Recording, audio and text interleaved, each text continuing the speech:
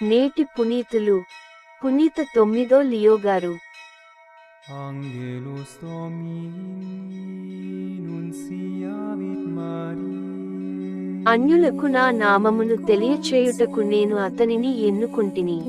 శుక్రవారం, ఏప్రిల్ 19, 2024.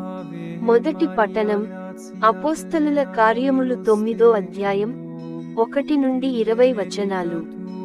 ఆ దినములలో ప్రభువు శిష్యులను చంపవలెనని సౌలు వారిని బెదిరించుచు దౌర్జన్యము చేయుచుండెను.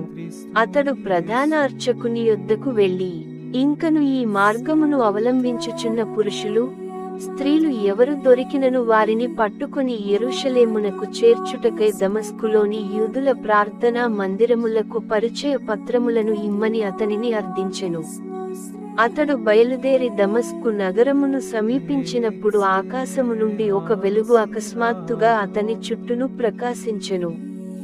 అప్పుడు అతడు నేలమీద పడిపోగా సౌలు, సౌలు, నీవేళ నన్ను హింసించుచున్నావు అను స్వరము అతనికి వినబడెను. ప్రభు, నీవెవరు అని అతడు ప్రశ్నించెను.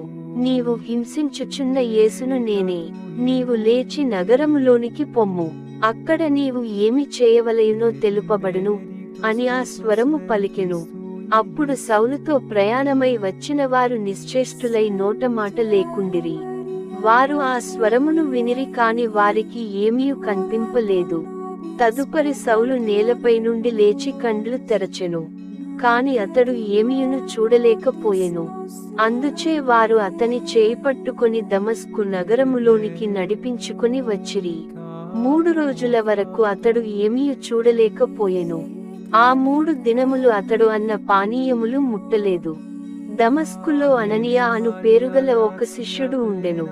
అతనికి ఒక దర్శనము కలిగెను. ఆ దర్శనములో అతనికి ప్రభువు కనబడి, అననీయ అని పిలిచెను.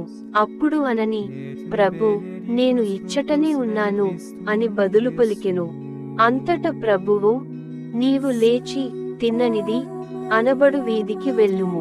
అచ్చట యూదా ఇంటిలో తార్సుపుర వాసియైన సౌలు అను పేరుగల వ్యక్తి కొరకు అడుగుము. అతడు ఇప్పుడు ప్రార్థన చేయుచున్నాడు. తనకు మరల చూపు కలుగునట్లు అననీయ అను ఒక మనుష్యుడు తనపై హస్తములుంచినట్లు సౌలు ఒక దర్శనములో చూచుచున్నాడు అని అతనితో చెప్పెను.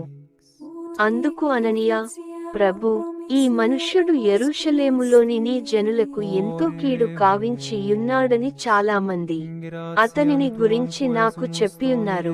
మరియు నీ నామమున వేడుకొను వారందరిని పట్టి బంధించుటకై అతడు ప్రధానార్చకుల నుండి అధికారమును పొంది దమస్కు పట్టణమునకు వచ్చియున్నాడు అని ప్రభువుతో పలికెను. ప్రభువు మరల అతనితో, నీవు వెళ్ళుము. ఏలయన అన్యులకు, రాజులకు, ఇశ్రాయేలు ప్రజలకు నా నామమును తెలియజేయుటకు నేను అతనిని సాధనముగా ఎన్నుకొంటిని. మరియు అతడు నా నామము నిమిత్తము ఎన్ని బాధలు పడవలయునో నేను అతనికి చూపించెదను అని చెప్పెను. అననీయ వెళ్లి సౌలు ఉన్న ఇంటిలో ప్రవేశించి అతనిపై చేతులుంచి, సౌలు సోదరా, నీవు ఇక్కడకు వచ్చినప్పుడు దారిలో నీవు చూచిన ప్రభువైన యేసే నన్ను పంపెను. నీవు మరల చూపును పొంది పవిత్రాత్మతో నింపబడుటకుగాను నన్ను ఆయన పంపియున్నాడు అని పలికెను. అప్పుడు ఒక్కసారిగా సౌలు కన్నుల నుండి పొరల వంటివి రాలి క్రింద పడగా అతనికి మరల చూపు వచ్చెను. వెంటనే అతడు లేచి నిలువబడి జ్ఞాన స్నానమును పొందెను. తరువాత ఆహారమును పుచ్చుకొని బలము పొందెను. సౌలు దమస్కులో కొన్ని దినములు శిష్యులతో ఉండెను. అతడు సరాసరి ప్రార్థనా మందిరములోనికి వెళ్లి, యేసు దేవుని కుమారుడు అని బోధింప మొదలుపెట్టెను. ఇది ప్రభువు వాక్కు.